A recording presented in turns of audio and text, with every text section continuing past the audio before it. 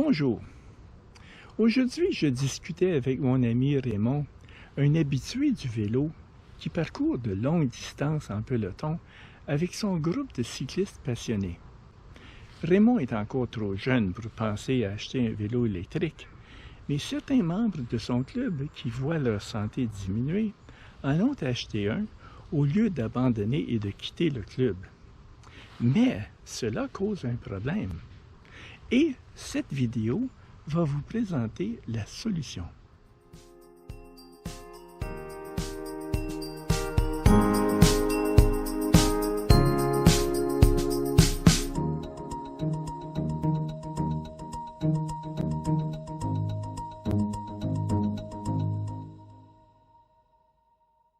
Le problème se pose lorsque les vélos électriques à pédalage assisté se mêlent aux vélos ordinaires sur la route.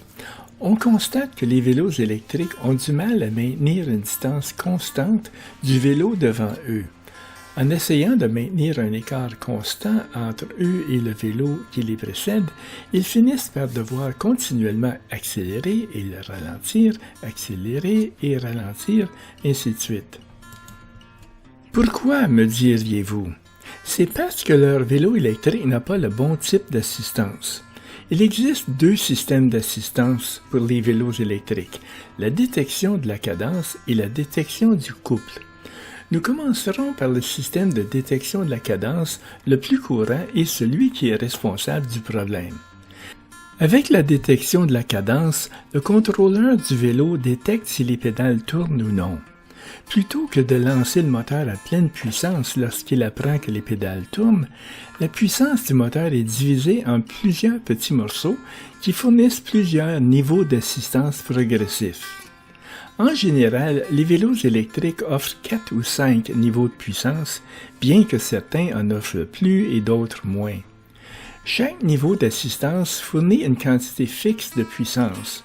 Par exemple, le niveau 1 peut fournir 100 watts de puissance, le niveau 2 200 watts, le niveau 3 300 watts, et ainsi de suite. Le problème se pose lorsque la vitesse du vélo qui vous précède à un moment donné exige que votre vélo fournisse 250 watts pour maintenir une distance constante avec lui. Dans ce cas, le niveau 2 ne serait pas suffisant et le niveau 3 serait trop élevé. Le cycliste finit donc par utiliser le niveau 3 par intermittence, ce qui l'oblige à pédaler un peu, puis à relâcher la pédale, puis à pédaler de nouveau, et puis relâcher la pédale sans cesse, ce qui fait que le vélo modifie constamment sa distance par rapport au vélo qui le précède. Le cycliste derrière le vélo électrique est frustré car il doit lui aussi ajuster constamment sa vitesse. Il existe deux solutions, une qui est passable et une excellente. La solution passable repose sur un dispositif disponible en Amérique du Nord, mais pas en Europe en raison de leurs lois strictes. Il s'agit d'un accélérateur. Il peut s'agir d'un accélérateur à poignée, comme sur une moto, ou d'un accélérateur à pouce, un petit levier activé par le pouce. Avec un accélérateur, lorsque vous suivez une autre bicyclette, vous pouvez ajuster votre vitesse avec précision pour garder une distance constante. Mais il y a un inconvénient à cela. Lorsque j'ai fait les 210 km du Petit Train du Nord avec mon ami Jean-François, il roulait sur un vélo de route ordinaire et moi sur mon Pedego City Commuter équipé d'un accélérateur. Il n'aurait pas été possible pour moi de rouler en tête car avec un vélo électrique, on ne ressent pas les inclinaisons de la route ou les vents contraires et on ne ralentit pas autant qu'avec un vélo ordinaire. Il aurait alors été trop difficile pour Jean-François de me suivre.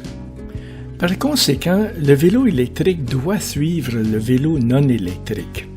Oui, avec l'accélérateur, j'ai pu contrôler ma vitesse avec précision pour rester avec Jean-François, mais j'ai trouvé ça fatigant car cela demande beaucoup de concentration et après 5 jours, mon poignet était douloureux pendant plusieurs jours. L'accélérateur fonctionne pour maintenir un écart constant entre les vélos, mais il provoque la fatigue.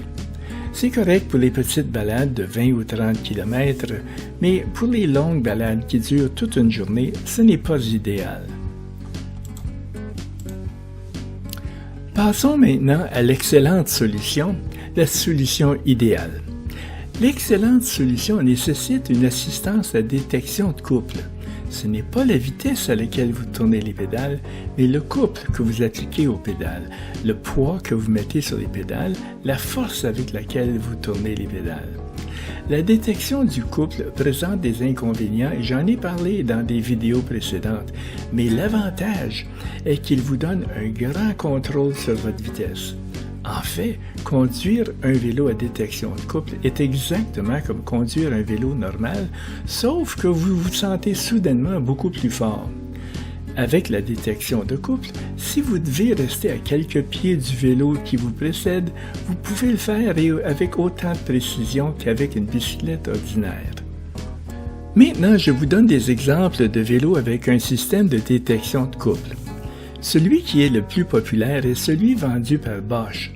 L'entreprise vend sous licence son moteur, son contrôleur, sa batterie et son écran à des fabricants de vélos tiers.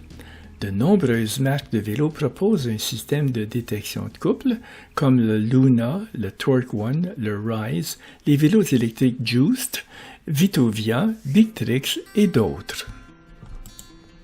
Si vous vous procurez un vélo électrique doté de la technologie de détection de couple, il n'y a aucune raison pour que vous ne puissiez pas rouler avec les cyclistes forts lors de leurs longues sorties.